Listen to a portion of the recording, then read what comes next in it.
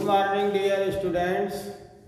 AHNV online class में आप सभी बच्चे एवं बच्चियों का स्वागत है। बच्चों, आज हम लोग क्लास 10th जो सब्जेक्ट मैथ्स में एक न्यू लेसन शुरू करेंगे और वह न्यू लेसन रहेगा कोऑर्डिनेट ज्योमेट्री। तो आज हम लोग बच्चों कोऑर्डिनेट ज्योमेट्री शुरू करेंगे, अर्थात निर्देशांक ज्यामिति। तो आइए बच्चों, आज हम लोग केवल निर्देशांक ज्यामिति में जो आप लोग पिछले क्लास में पढ़े होंगे, जिसमें निर्देशांक ज्यामिति में कुछ बेसिक चीज जो थी, बेसिक आप उसमें कुछ फॉर्मूला पढ़े थे, आज हम लोग उस पर केवल चर्चा करेंगे। तो आइए बच्चों शुरू करते हैं क्लास 10th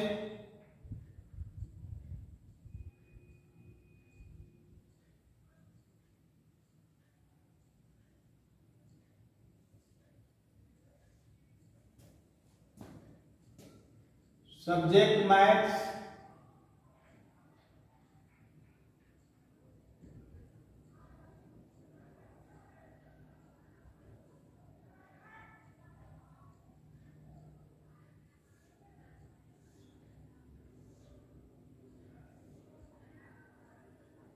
और यह जो होगा लेसन 7 होगा निर्देशांक ज्यामिति।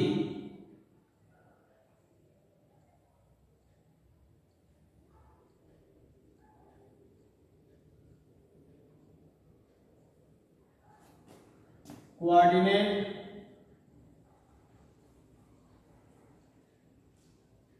ज्योमेट्री अर्थात निर्देशांक ज्यामिति।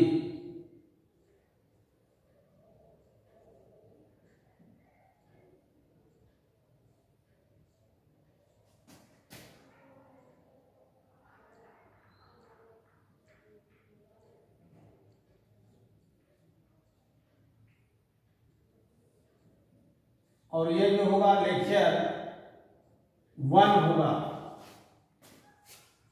तो आज हम लोग बच्चों, आज हम लोग क्लास 10 सब्जेक्ट मैथ्स में जो न्यू लेसन है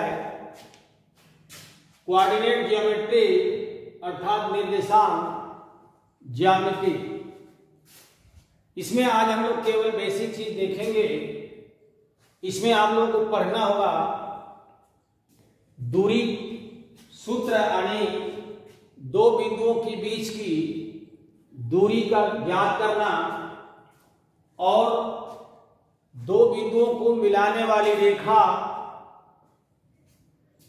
के मध्य अगर कोई बिंदु है, तीसरा बिंदु है, तो उस बिंदु के द्वारा उस रेखा में जो विभाजन हो रहा है वह अंतर विभाजन हो या बाह्य विभाजन हो, उन बिंदुओं के निर्देशांक ज्ञात करना, या दो बिंदुओं के मध्य में एक कोई तीसरा बिंदु हो, उस बिंदु का निर्देशांक ज्ञात करना, या कोई 3 बिंदु दिया हो और वह तीनों बिंदु संरेख हों, तो संरेख होने का जो प्रतिबंध होगा वो भी आप लोग देखेंगे। या किसी त्रिभुज के तीनों शीर्षों का यदि निर्देशांक ज्ञात है तो उन त्रिभुजों का क्षेत्रफल भी ज्ञात करेंगे। तो आज हम लोग केवल थोड़ा 9th क्लास में जो पढ़े थे बच्चों उसको हम लोग देखेंगे, क्योंकि 9th क्लास में भी दो बिंदुओं के बीच की दूरी का फॉर्मूला आप लोगों ने पढ़ा था। आज फिर हम उसको दोहराएंगे। तो आइए शुरू करते हैं बच्चों। पहले यह देख लीजिए कि अगर कहीं यह बिंदु x है और एक बिंदु x डैश है, तो दो बिंदु लिया गया और वह दो बिंदुओं को मिलाने से एक रेखा बनी और यह रेखा धरातल के अनुदिश है, अर्थात धरातल के समांतर है तो यह जो रेखा कहलाएगी निर्देशांक में यक्ष अक्ष कहलाएगी, अर्थात यक्ष एक्सिस होगा। और एक कोई दूसरा बिंदु हम लेते हैं यहां पर y, और एक बिंदु हमने नीचे लिखा y डैश, और दो बिंदुओं को मिला देने से अर्थात y और y डैश को मिला देने से जो एक रेखा बन रही है वह रेखा जो बनेगी, मान लेता हूं कि यह बन रही बच्चों, यह y और y डैश दो बिंदुओं को मिला देने से एक रेखा बन गई जो यह धरातल के लंबवत है। तो इस तरह से जो धरातल के लंबवत होगी वह वाली रेखा y अक्ष कहलाएगी, यह कहलाएगी y अक्ष। और जो x अक्ष यानी कि जो धरातल के अनुदिश होगी अर्थात जो धरातल के समांतर होगी वह रेखा जो x डैश है, और इस रेखा का नामकरण होगा यक्ष अक्ष होगा बच्चों, अर्थात यक्ष एक्सिस। अब यह जो देख रहा है कि यक्ष डैश यह यक्ष अक्ष हो गई और y डैश y अक्ष हो गई बच्चों। अब यह दोनों अक्ष एक दूसरे के लंबवत होते हैं। ये क्लास 9th में आप लोगों ने पढ़ा था कि यह x अक्ष और y अक्ष दोनों अक्ष एक दूसरे के परस्पर अर्थात आपस में यह लंबवत होते हैं। इसका अर्थ यह हो गया, यह कोण जो एंगल बनेगा बच्चों यह 90 डिग्री का होगा। अर्थात पहला पॉइंट हम लोगों ने देख लिया कि यक्ष डैश परपेंडिकुलर होगा y डैश के। तो ऐसा नहीं है यक्ष और यक्ष डैश यानी यक्ष अक्ष के लंबवत y अक्ष होगा तो y अक्ष के भी लंबवत यक्ष अक्ष होगा। तो इस तरह से हम लोगों ने यक्ष अक्ष और y अक्ष को देखा, यह दोनों एक दूसरे के लंबवत होते हैं। अब थोड़ा ध्यान दीजिएगा, जहां यक्ष अक्ष और y अक्ष एक दूसरे को काटते हैं, परस्पर एक दूसरे को काटते हैं, और जिस बिंदु पर काटेंगे वह बिंदु मूल बिंदु कहलाता है, अर्थात ओरिजिन होगा। और इसको हम लोग ओ अक्षर से 26 अक्षर होते हैं ना, इंग्लिश के अंग्रेजी के वर्णमाला में 26 अक्षर होते हैं, उसमें तर ज्यादातर इसको ओ अक्षर से प्रदर्शित कर रहे हैं। अब यहां पर ध्यान देना बच्चों, तो जो भी यहां पर दूरियां नापी जाएंगी सदैव इस मूल बिंदु से नापी जाएंगी, अर्थात मूल बिंदु से या यक्ष बिंदु की तरफ, मूल बिंदु से यक्ष अक्ष पर यक्ष बिंदु की तरफ दूरियां जो नापी जाएंगी वह पॉजिटिव नापी जाएंगी, अर्थात धनात्मक नापी जाएंगी, यानी धनात्मक होगी। और मूल बिंदु से यक्ष डैश बिंदु के तरफ जो दूरी नापी जाएगी यक्ष अक्ष पर वह जो होगा निगेटिव या दूरियां नापी जाएंगी। मूल बिंदु से y बिंदु की तरफ यानी y अक्ष के पर y बिंदु की तरफ जो दूरी नापी जाएगी वह धनात्मक नापी जाएगी, और मूल बिंदु से y डैश बिंदु के तरफ नापी गई दूरियां ऋणात्मक नापी जाएंगी, यानी ऋणात्मक होंगी। मैं इसको केवल माइनस लिख दे रहा हूं, आप लोग समझ जाएंगे बच्चों। तो इस तरह से अगर देखें कि x अक्ष और y अक्ष के द्वारा कुछ चतुर्थांश बनना है, जिसमें यह जो होगा प्रथम चतुर्थांश होगा और यह वाला जो पार्ट होगा यह द्वितीय चतुर्थांश होगा, और यह जो पार्ट होगा यह तृतीय चतुर्थांश होगा, और यह जो पार्ट होगा यह चतुर्थ चतुर्थांश होगा। अब यह प्रथम वाले में अगर देखा जाए चिन्ह के हिसाब से, मैं केवल आपको साइन यानी चिन्ह के हिसाब से इसके अनुसार मैं इस प्रथम चतुर्थांश में जब भी कोई बिंदु होगा तो उस बिंदु का जो निर्देशांक होगा, उस निर्देशांक में जो संख्या आएगी, जो अंक आएगा, उस अंक के चिन्ह के आधार पर भी आप लोग पता कर सकते हैं कि यह बिंदु किस चतुर्थांश में पड़ेगा। अर्थात अगर देखें प्रथम चतुर्थांश में देखें तो पहले x अक्ष पर चली गई दूरी, मान लेता हूं यहां से यहां तक यह दूरी x है बच्चों, यहां से यहां तक की दूरी x है और यहां से यहां की दूरी मैं y लिख देता हूं। तो यहां से यहां की दूरी मैं y लिख देता हूं। तो यहां से x और यहां से अगर लंबवत हम चलेंगे तो यहां से लंबवत y है, अर्थात यहां पर जो बिंदु आएगा, अर्थात यह y अक्ष के समांतर एक रेखा खींच रहे हैं और यह x अक्ष के समांतर एक रेखा खींच रहे हैं। तो जहां पर ये दोनों रेखाएं एक दूसरे को काटेंगी वही बिंदु P होगा और उस P बिंदु का निर्देशांक होगा x और y, जिसमें x पहला वाला जो बिंदु होगा, उस बिंदु में पहला वाला जो संख्या लिखी हुई है या जो भी x लिखा हुआ है यह कहलाएगा भुज, और y वाली जो होगी यानी जो y अक्ष पर दूरी चली गई है वह कोटि कहलाएगी। तो यहाँ पर यह भुज और कोटि आप 9th क्लास में पढ़े थे, और यह प्रथम में जो x अक्ष पर चलेंगे उसका चिन्ह प्लस होगा और y पर भी प्लस होगा। इसलिए प्रथम चतुर्थांश में जो भी पॉइंट बनेगा उस पॉइंट का वो उसके चिन्ह के आधार पर वो आप पता कर पाएंगे यह किस चतुर्थांश में पड़ेगा। अर्थात प्लस प्लस जो होगा वह प्रथम चतुर्थांश में होगा। और इसमें अगर देखें तो पहले x वाला भुज देखेंगे और फिर कोटि देखेंगे, तो इस तरह से x और y पर देखें तो यह आ जाएगा माइनस और यह वाली दूरी आ जाएगी प्लस। तो इस तरह से सेकेंड क्वाड्रेंट में अर्थात द्वितीय चतुर्थांश में इसका जो चिन्ह होगा माइनस और प्लस होगा। अब इसके आधार पर आगे के क्रम को अगर हम बढ़ावें तो ये तीसरा जो चतुर्थांश होगा बच्चों, इस तीसरे चतुर्थांश का अगर चिन्ह देखा जाए तो पहले भुज को देखेंगे, इसके बाद हम कोटि को देखेंगे।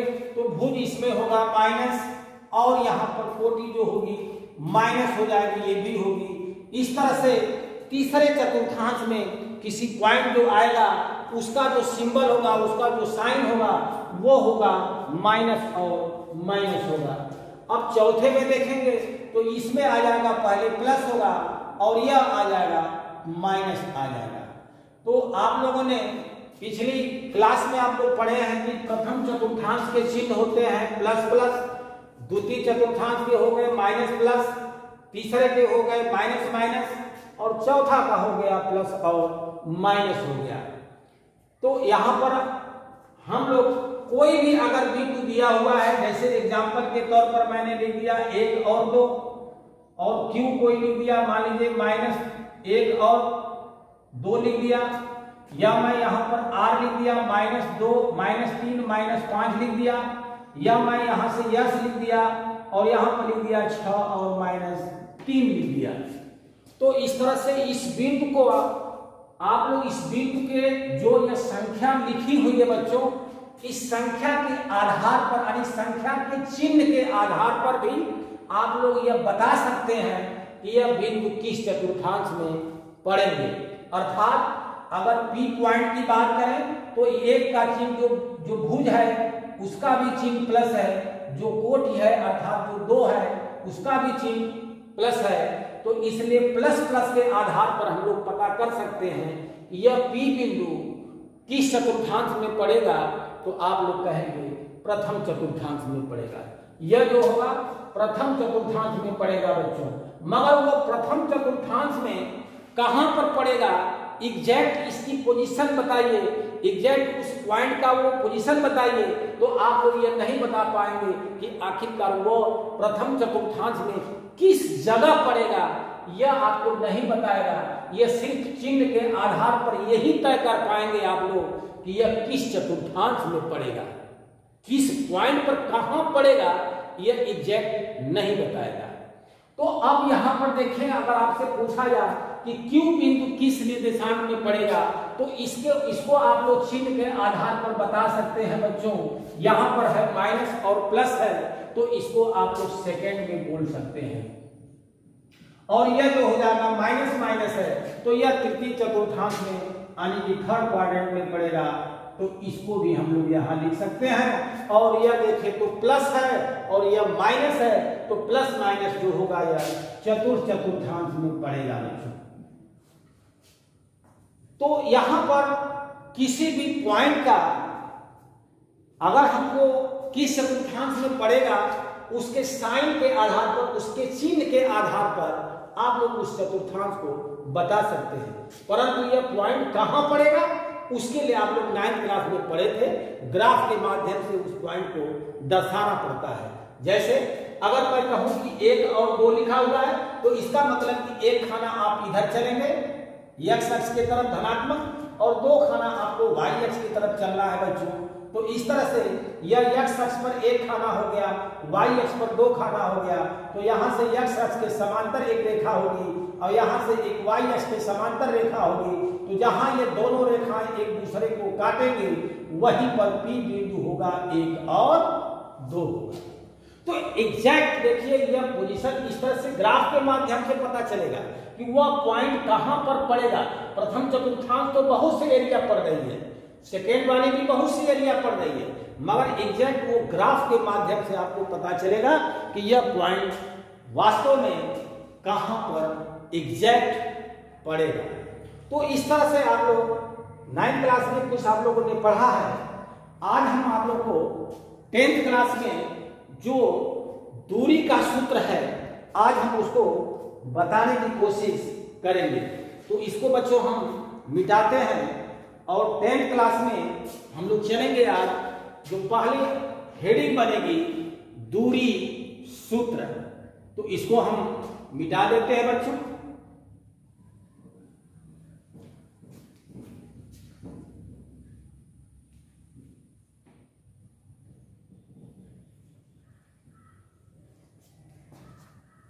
अब यहां से हम लिखते हैं, एक हेडिंग बनाते हैं बच्चों,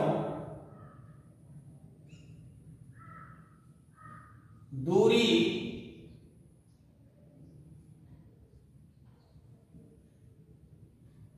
सूत्र।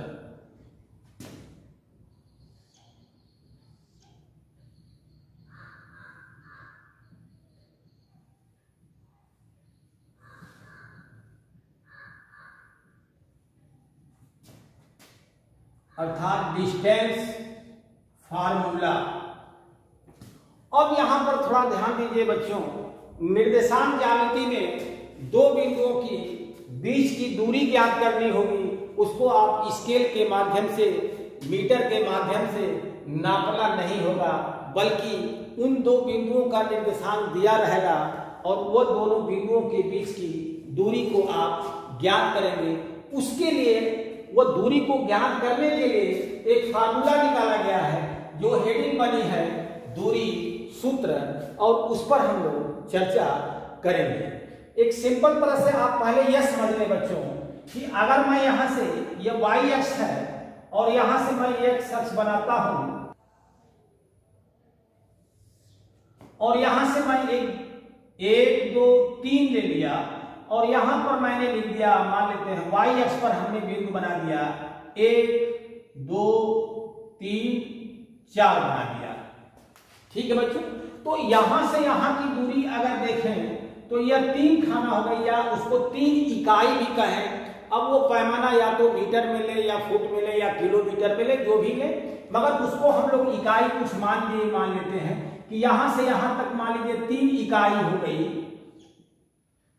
और यह वाली दूरी यहां से यहां की 4 इकाई हो गई, या 4 खाना हम लोग इस तरह से मान लें। तो कहने का मतलब यह है कि 3 इकाई की दूरी पर कोई अगर A बिंदु है और 4 इकाई की दूरी पर कहीं कोई B बिंदु है, तो इस तरह से A और B जो दो बिंदु बन रहे हैं बच्चों, A और B के बीच की दूरी क्या होगी। ठीक है, तो या तो हम लोग 3 यहां कर दें, 4 यहां पर भी बना सकते हैं, या इसी तरह से आप कुछ और दूरी आप लोग लिख सकते हैं। जैसे मैं अगला यहां से बना दूं, मान लेता हूं कि यहां से मैं यह वाला दूरी ले लिया, 1 2 3 4 5 6 ले लिया। मान लेता हूं कि यहां से यहां की दूरी ये 6 हो गई, और y अक्ष पर मान लेता हूं 1 2 3 4 5 6 7 8 इस तरह से ले लिया। माने यह वाली दूरी 8 हो गई। तो कहने का अर्थ यह है कि अगर यह मूल बिंदु से इसकी दूरी 6 है और यह पॉइंट P हो गया, और मूल बिंदु से यह दूरी 8 है y अक्ष पर, और जिसको हमने Q लिख दिया, तो कहने का अर्थ यह है कि एक पॉइंट P हो गया और एक पॉइंट Q हो गया, और इन दोनों के बीच की दूरी हम लोग को ज्ञात करना रहेगा। तो आप लोग ज्ञात कर सकते हैं। यहां पर तो आप लोग समझ गए होंगे कि पाइथागोरस प्रमेय से अगर देखें कि यह 3 है यह 4 है, तो यह वाली दूरी क्या होगी, 5 होगी। 5 होगी बच्चों, क्योंकि 3 3 के 9, 4 चौका 16, 16 9 25, 25 का वर्गमूल क्या हो जाएगा, 5 हो जाएगा। इस तरह से यह वाली दूरी 5 हो जाएगी। और इसको अगर पाइथागोरस प्रमेय से हम लोग लगावे बच्चों, तो यह 6 6 के 36 8 64 100 हो जाएगा। 100 का वर्गमूल हो जाएगा 10 होगा। तो यहां से P से Q की दूरी जो होगी 10 इकाई होगी, और A से B की जो दूरी होगी वह 5 इकाई होगी। मगर यहां पर हम लोगों ने यह दूरी देखा है कि यहां से यहां की दूरी है, यहां से यहां की दूरी है, यह दूरी 6 है, यह दूरी 8 है, तो यह दूरी क्या होगी। अब आपको दूरी नहीं दिया रहेगा, केवल यह A बिंदु और B बिंदु के निर्देशांक दिए जाएंगे, और आपसे पूछा जाएगा कि A और B के बीच की दूरी ज्ञात कीजिए। इसी तरह से P और Q के बीच की दूरी ज्ञात किया जाएगा। तो चले बच्चों, अब हम आगे आपको इस फार्मूले का निगमन किया जाएगा। तो आइए बच्चों, यहां से हम लोग क्या करेंगे कि यहां से यह y अक्ष हो गया, और यह हो जाएगा x अक्ष। हम बना देते हैं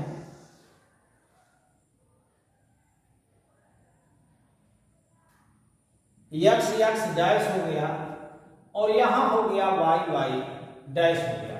और दो बिंदु हम कहीं लिखते हैं, एक बिंदु लिखेंगे P और एक बिंदु कहीं लिखेंगे Q लिखेंगे।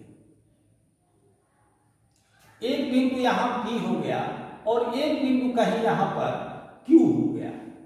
और मान लेते हैं कि P बिंदु का जो निर्देशांक है बच्चों, उसको मान लें हम लोग x1 और y1 मान दें, और Q बिंदु का निर्देशांक जो है x2 और y2 मान दें। तो आप लोग समझ गए होंगे कि बच्चों की अगर P बिंदु का निर्देशांक x1 y1 दोनों पॉजिटिव है, इसलिए प्रथम चतुर्थांश में मैंने बनाया, और यह भी आपका जो Q बिंदु है उसका निर्देशांक पॉजिटिव है, इसलिए उसको भी हम लोगों ने प्रथम चतुर्थांश में लिया। तो कहने का अर्थ यह है कि अगर यह P बिंदु का निर्देशांक दिया हो और यहाँ पर Q बिंदु का निर्देशांक दिया हो, तो उनके बीच की दूरी हम लोग कैसे ज्ञात करेंगे, उसके लिए फार्मूले का हम लोग निगमन किया जाएगा। तो आइए बच्चों, क्या यहां से निगमन कैसे करेंगे। यहां O बिंदु हो गया, P बिंदु से y अक्ष के समांतर, P बिंदु से y अक्ष के समांतर एक रेखा खींचेंगे। मान लेता हूं यह रेखा हमने खींच दिया, और तब यह रेखा खींचेंगे तो x अक्ष के लंबवत होगा, या हम लोग यह रेखा जो है मान लेता हूं कि PM है, तो PM जो होगा यह x अक्ष के लंबवत होंगे, और PM जो होगा y अक्ष के समांतर भी होगा। इस तरह से तो यहां से हम लोग देखें कि P बिंदु का निर्देशांक अगर x1 y1 है, तो यहां से यहां की दूरी जो होगी बच्चों यह x1 होगी, और M से P की दूरी जो होगी यह y1 होगी। इसी तरह से Q बिंदु से y अक्ष के समांतर या x अक्ष पर लंबवत हम लोग एक रेखा खींच दिए, QN खींच दिए। तो इस तरह से O से N जो इसका भुज होगा x अक्ष पर, और इसकी दूरी क्या होगी बच्चों, यह हो जाएगा x2, और यहां से यहां की दूरी हो जाएगी y2 होगा बच्चों। अब हम इधर का मिटा देते हैं बच्चों।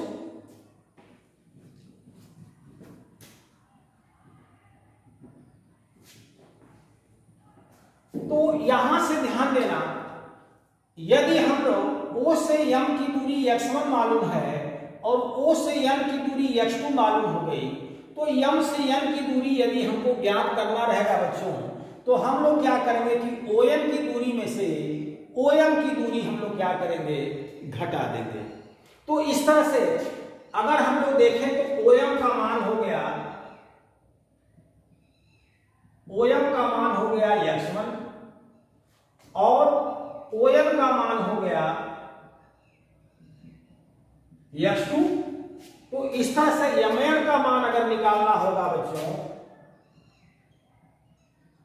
mn का मान निकालेंगे तो लिखेंगे ON माइनस OM लिखेंगे, तो यह हो जाएगा ON माइनस OM होगा, और ON का मान है x2 है और OM का मान है x1 है। तो इस तरह से mn का मान मालूम हो गया x2 माइनस x1। अब इसी प्रकार से यदि हम लोग देखें कि यहां से MP की दूरी है y1, यानी कि PM की दूरी है y1 है और QM की दूरी y2 है, QM की दूरी y2 है बच्चों। तो यहां से हम लोग क्या करेंगे कि P बिंदु से x अक्ष के समांतर, x अक्ष के पैरेलल एक हम लोग रेखा खींचेंगे, और यह रेखा जैसे आगे बढ़ती गई तो पता चला कि यह QN रेखा को R बिंदु पर काट रही है। इस पॉइंट को हम लोगों ने R मान दिया। ठीक है बच्चों। तो यहां से क्या होगा कि जो M से P की दूरी होगी वही M से R की भी दूरी होगी, अर्थात अगर यह दूरी y1 है तो M से R की भी दूरी y1 ही होगी, यह भी दूरी y1 ही होगी। तो इस प्रकार से हम लोग जो PM लिखे हैं उसको हम लोग RN भी लिख सकते हैं, अर्थात हम लोग लिखें RN बराबर PM बराबर y1 लिख सकते हैं, और जो Q से N की दूरी है y2 है उसको हम लोग रहने दे रहे हैं। इस प्रकार से अब हम लोग अगर यदि देखें कि यदि हम लोग को R से Q की दूरी निकालनी हो, अर्थात Q से R की दूरी निकालनी हो बच्चों, तो Q से R की दूरी को अब यदि हमको निकालना हो तो Q से R की दूरी को हम लोग कैसे निकालेंगे बच्चों?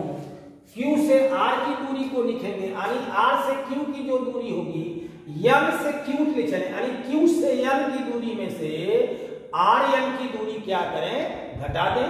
या आप लोग ऐसे लिखें कि QR की दूरी निकालना है या RQ की दूरी निकालना है तो M से Q लिखें या Q से N लिखें। तो हम लोग लिखें QN माइनस RN लिखें या NR लिखें। तो QR की जो दूरी आएगी बच्चों वह आएगी Q से N की दूरी y2 होगी, और माइनस N से R की दूरी y1 होगी। इस प्रकार से जो QR की दूरी है वह आ गई y2 माइनस y1, यहां से QR की दूरी आ गई, और यहां से क्या मान आया था, mn का मान आया था, और mn का मान PR के मान के बराबर होगा। इस तरह से जो PR की लंबाई होगी बच्चों वह भी होगी x2 माइनस x1 होगा। तो mn कहें या इसको हम लोग mn भी लिख सकते हैं। तो mn की दूरी और इसकी दूरी के बराबर हो गया। तो अब हम लोग क्या देख रहे हैं कि P से R की दूरी जो हो गई, मैं यहां बना देता हूं बच्चों, यह दूरी हो गई P से R और इसकी लंबाई हो गई x2 माइनस x1 हो गई और यहां R से Q हो गया, यह हो गया R से Q और यह R से Q की जो दूरी आई है या QR, यह हो गया y2 माइनस y1 हो गया, यहां से x2 माइनस x1 हो गया और यहां से y2 माइनस y1 हो गया बच्चों। तो यहां पर एक दूसरे के लंबवत होंगे, अर्थात यह कितने अंश का कोण बनाएगा बच्चों? 90 अंश का कोण बनाएगा। इस प्रकार से हम लोग को P से Q के बीच की दूरी ज्ञात करना था, अर्थात P से Q के बीच की दूरी कितनी होगी यह हम लोग को ज्ञात करना था और इसी के लिए हम लोग फार्मूला निकालेंगे।